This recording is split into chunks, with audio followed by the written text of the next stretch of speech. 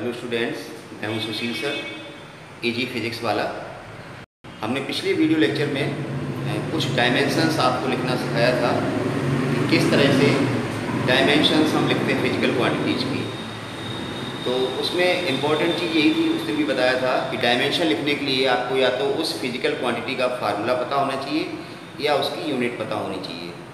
तो कई physical quantity तो आपने 6 में, 7th में, 8th में, 9th में, 10th तक फिजिक्स पढ़ी है तो बहुत सारी आती हैं, लेकिन बहुत सारी फिजिकल क्वांटिटी ऐसी हैं जो आपको नहीं पता है, क्योंकि जो आगे 11th में पढ़ेंगे, लेकिन चूँकि डायमेंशन इसी चैप्टर में लिखनी है इसलिए प्रॉब्लम आती है। तो जैसे जैसे आप लेसन आगे पढ़ते जाएंगे तो आप सारी डायमेंशन अपने आप लिख लेंगे। तो आज हम कुछ एक डायमेंशंस और बता रहे हैं, उसके बाद डायमेंशनल एनालिसिस के एप्लीकेशंस क्या है उस पर बात करेंगे, ठीक है ना। कुछ एक डायमेंशन जैसे हमने बताया था कल कि 7 बेसिक फंडामेंटल्स होती हैं, जिसमें इलेक्ट्रिक करंट भी एक फंडामेंटल था। तो आज हम करंट वाले सेक्शन में ही जा रहे हैं, कुछ डायमेंशंस करंट साइड की लिखना बताएंगे। तो उसमें सबसे पहली डायमेंशन हम लिखेंगे चार्ज की। चार्ज Q बराबर IT, rate of flow of charge is known as current, मतलब I बराबर Q/T फार्मूला पढ़ा था, वहीं से Q बराबर IT हो गया। I करंट है, ये फंडामेंटल है तो एम्पियर A1, T टाइम है, फंडामेंटल है तो T1। बहुत आसान है, बस आपको फार्मूले याद होने चाहिए। अब चार्ज की डायमेंशन अगर पता है तो आप पोटेंशियल लिख सकते हैं, पोटेंशियल डिफरेंस या EMF सभी डायमेंशन लिख सकते हैं। देखिए पोटेंशियल या पोटेंशियल डिफरेंस या इलेक्ट्रोमोटिव फोर्स EMF सबकी डायमेंशन सेम होती है। तो फार्मूला पढ़ा आपने, V बराबर W/Q। 10th में फार्मूला था work done per unit charge. Work की डेफिनेशन हम लिख चुके हैं कल, work M1 L1 T-2 Q, अभी लिखूँ ऊपर A1 T1 हो जाएगा M1 L1 T-3 A-1। V की डायमेंशन आ गई तो आप रेजिस्टेंस लिख सकते हैं, R = V/I, voltage upon current. ये वोल्टेज की रही, करंट की डायमेंशन आपको था। तो कहने का मतलब ये है कि डायमेंशन में नया कुछ नहीं है। हजारों फिजिकल क्वांटिटी हैं, बताओ कितने दिन तक डायमेंशन लिखते रहें। अब अल्टीमेटली डायमेंशंस का यूज क्या है, what is the applications of dimensional analysis, इस पे बात करेंगे। तो सबसे पहला एप्लीकेशन है to check the correctness of given equation या फार्मूला। कोई भी फार्मूला या इक्वेशन दिया जाएगा उसको चेक करना है कि वो सही है या गलत है। कैसे करते हैं देखते हैं।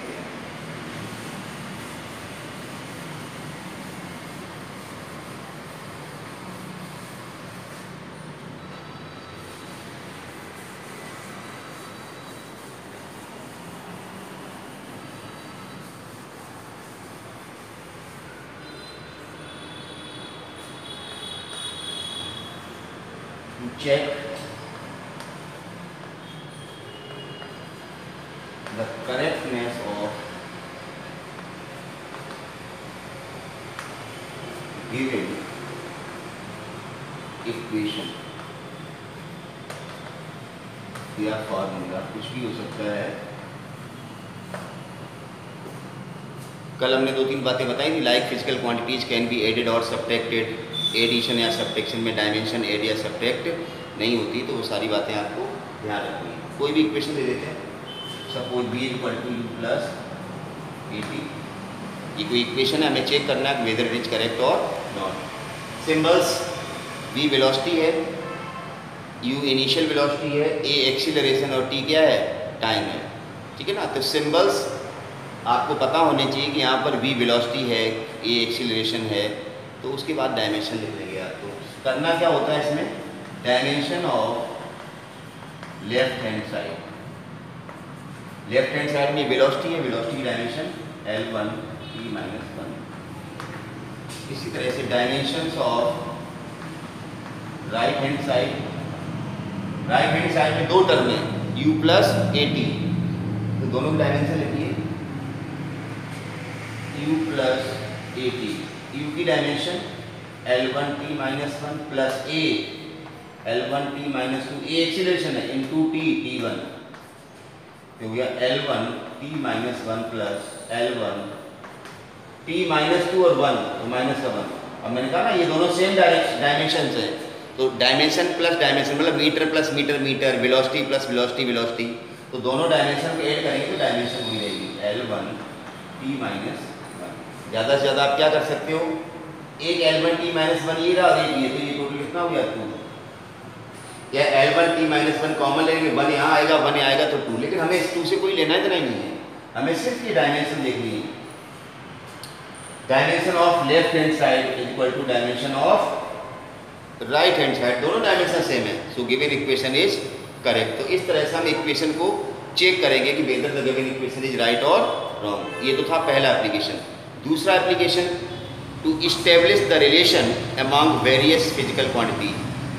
आपको बहुत सारी फिजिकल क्वांटिटी दी जाएंगी कि ये फिजिकल क्वांटिटी इस पर डिपेंड करती है, इस पर डिपेंड करती है, ऐसा कुछ क्वेश्चन में दिया जाएगा, तो आपको रिलेशन निकालना डायमेंशनल एनालिसिस से। तो देखिए दूसरी application,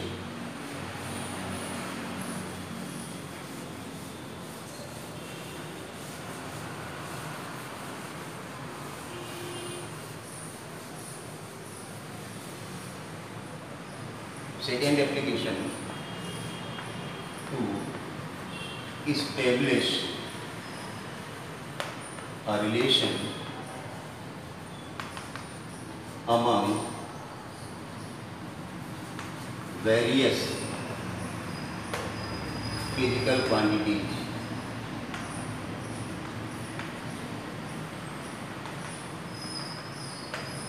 to establish the relation among various physical quantity. एक एग्जाम्पल से ही शुरू करते हैं।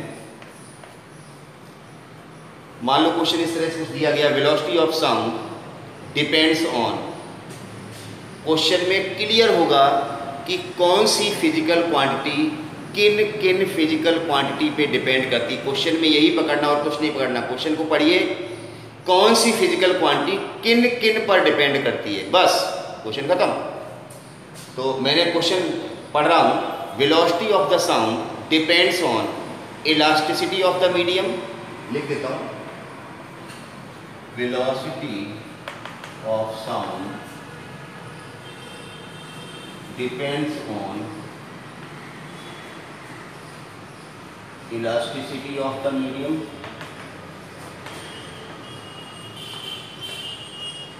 E and density of medium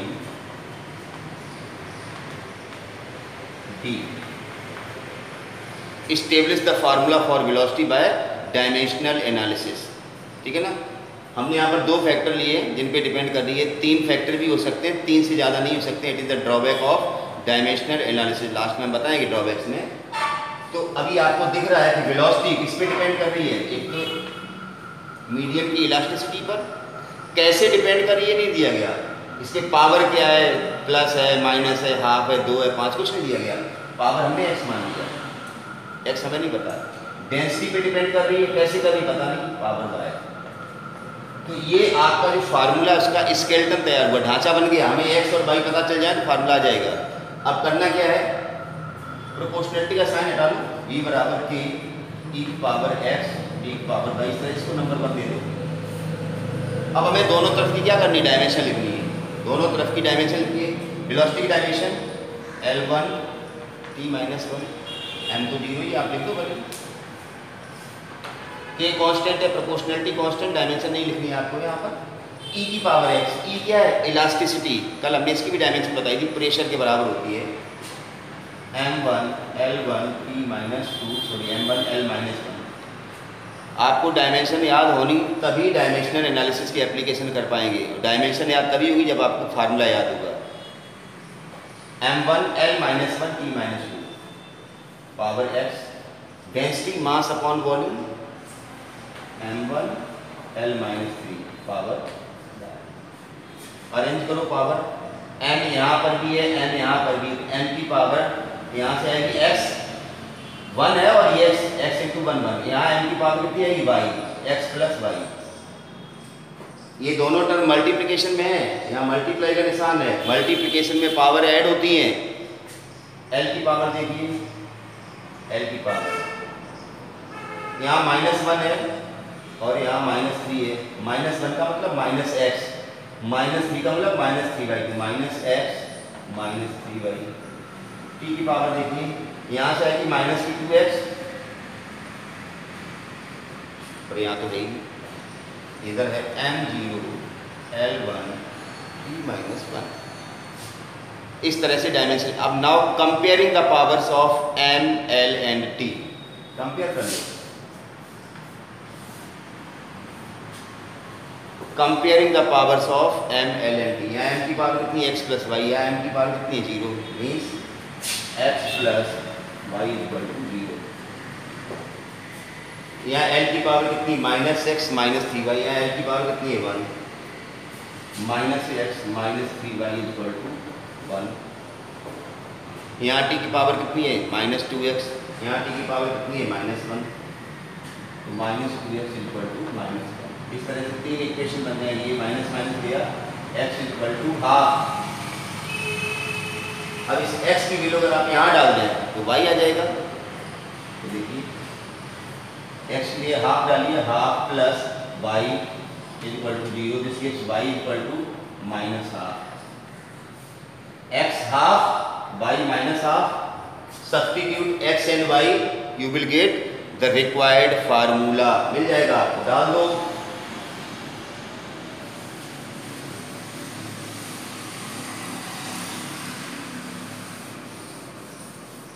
यहाँ दोनों वैल्यू डालो इसमें, तो v बराबर आ जाएगा k e की पावर हाफ t की पावर -हाफ, या k e की पावर हाफ अपॉन d की पावर हाफ।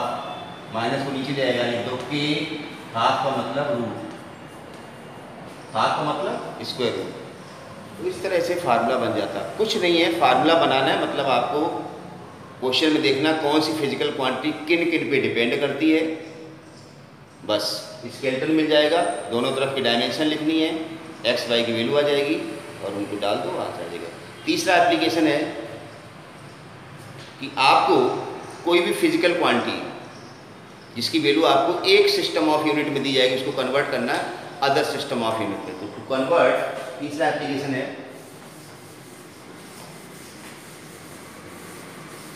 तीसरा application to convert the value of given physical quantity to convert the value of given physical quantity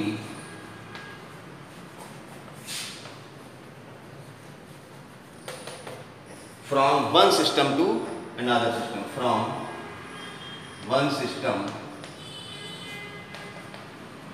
to other system।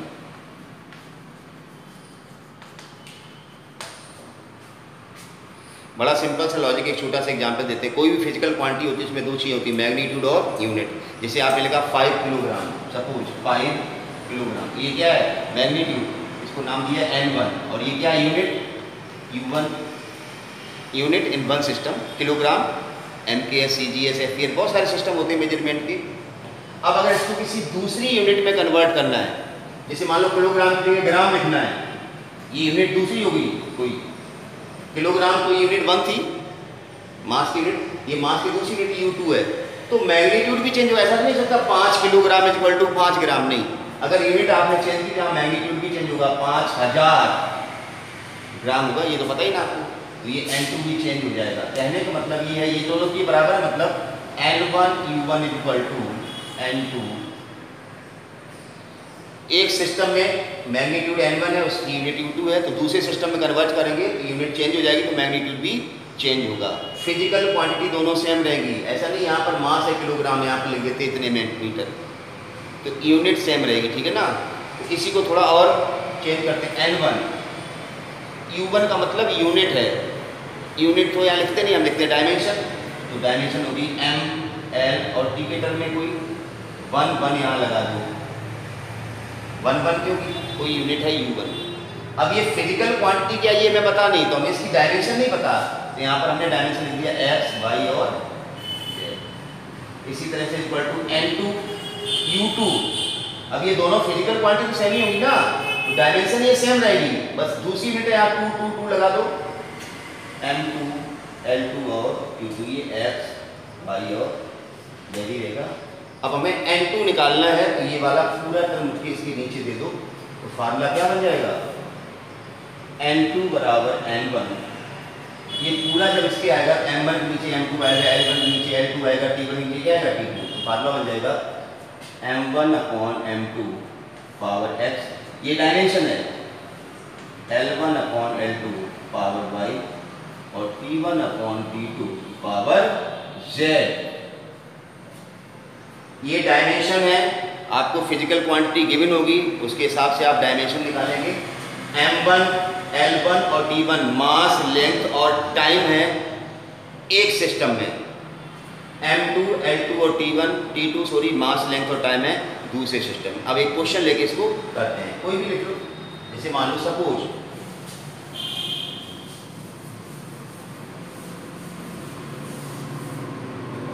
Question है G acceleration due to gravity is 9.8 metre पर second square, convert it into centimetre per second square. ये G की value दी गई है 9.8, इस system में दी गई है, कन्वर्ट करना है इसमें। तो सबसे पहला काम क्या होता है, ये डायमेंशन निकालना है। डायमेंशन किसकी निकालो, जो फिजिकल क्वांटिटी गिवन है। फिजिकल क्वांटिटी क्या है, G acceleration due to gravity, dimension यही आ जाएगी मीटर पर second square. Dimension of G क्या होगी, डायमेंशन ऑफ G होगी L1 T माइनस 2, मीटर मतलब L और सेकेंड पे -2 और T पे -2 हो गया। अब ये फार्मूला कैसा दिखेगा, ऐसे N2 बराबर N1, मास तो है नहीं इसमें, तो ये मास वाली चीज नहीं लिखनी है, L1 upon L2 power x या y है, L पे पावर यहाँ कितनी है 1, T1 अपॉन T2, T पे पावर कितनी -2। ये डायमेंशन यानी कि L की डायमेंशन 1 है, T की डायमेंशन -2, तो L वाले टर्म पे डायमेंशन लगाना, T वाले टर्म पे डायमेंशन लगाना। अब देखो गिवन क्या है, N1 कितना दिया गया मैग्नीट्यूड 9.8, L1 का मतलब जो लेंथ आपको पहले सिस्टम में देगी, तो लेंथ किसमें देगी, मीटर में, ऊपर आएगा मीटर। कन्वर्ट किसमें करनी, सेंटीमीटर में, तो नीचे क्या आएगा सेंटीमीटर। पावर ये लगा दो, डायमेंशन 1 है।